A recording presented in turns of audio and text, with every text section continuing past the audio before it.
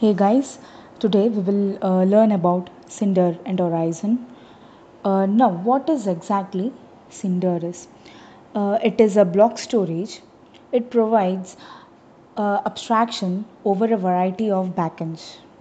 Now, the question arises in mind that what is the difference between Swift and Cinder?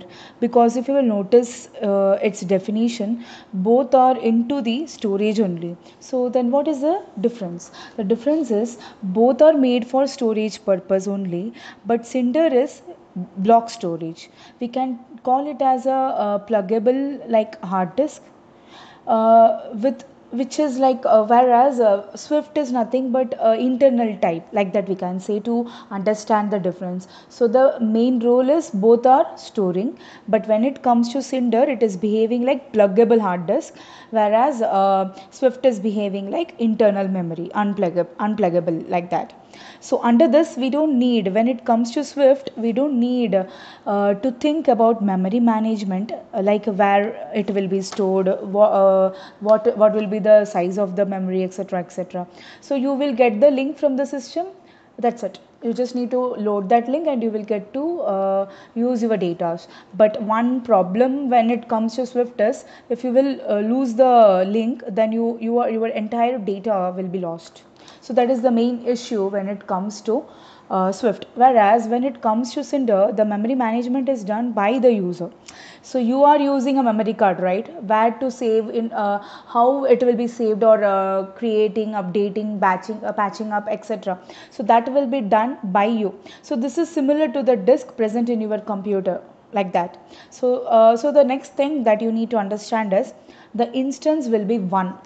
Okay, you can't make multiple instances out of it. So over here the third fourth point, if you will see, that is nothing but creating the data, deleting the data. Fourth is backing up of data. Situation may arise that you want to back up the data that you have stored, so that you can do through Cinder. So it is having a component called backup, Cinder backup, where you can back up or make multiple copies of your data. Okay, apart from this, attaching and detaching of your hard disk also can be done under Cinder. Now let's try to understand its components. So if you will see, the topmost, the end layer is consisting of client. So client is nothing but the we people, we are nothing but the client, we are using it, right?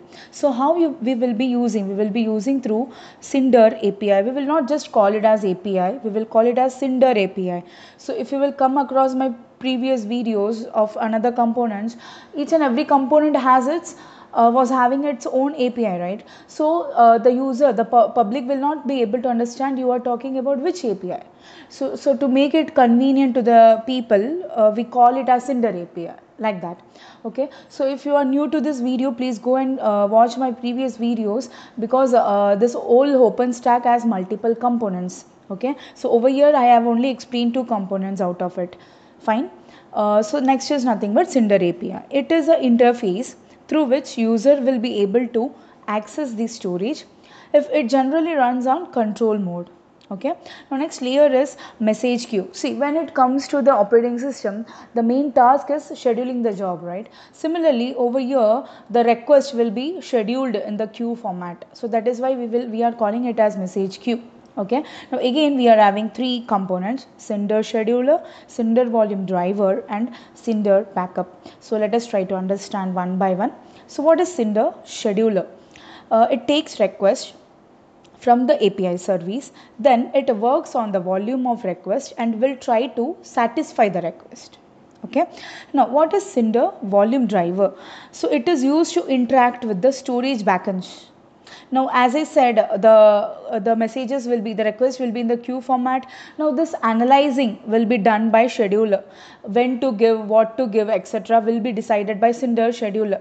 Now in order to access those data accordingly, that will be done by Cinder volume driver.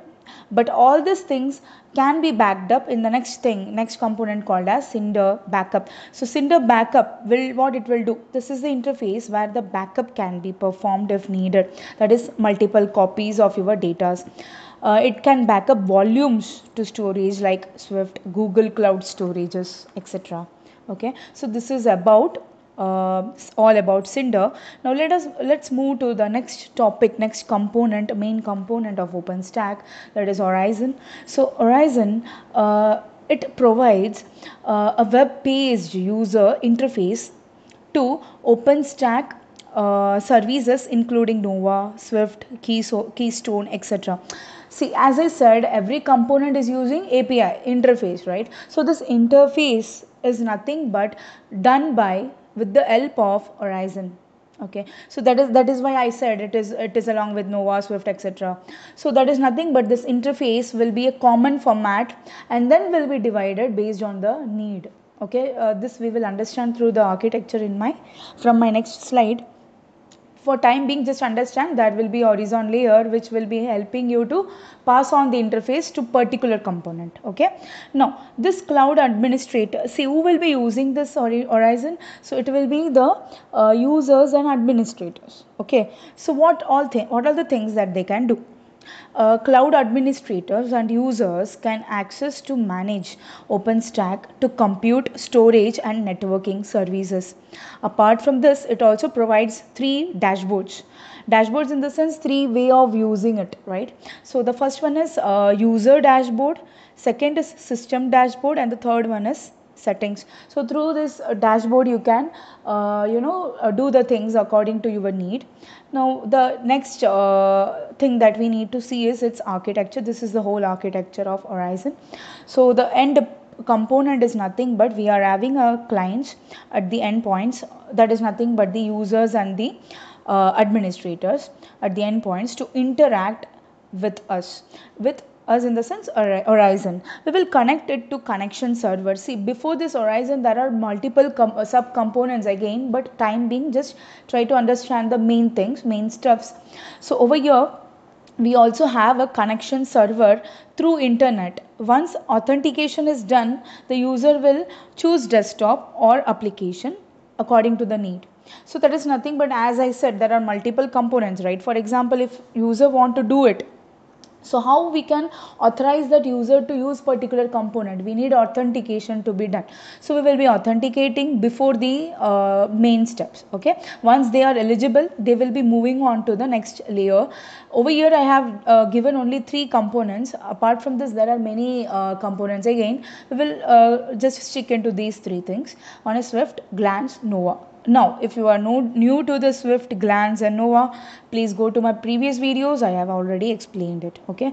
For just over here, just try to understand that through this we will be using its API like that. Okay. So the who is playing the main role? It is Horizon. So Horizon is helping you to go into the Swift API. It is helping you to go to the Nova API. It is helping you to go to the reach towards Glance API. So that is nothing but everywhere there is API. So this API can be accessed through Horizon. Understood? So this is about Horizon. Thanks for watching. To subscribe my channel.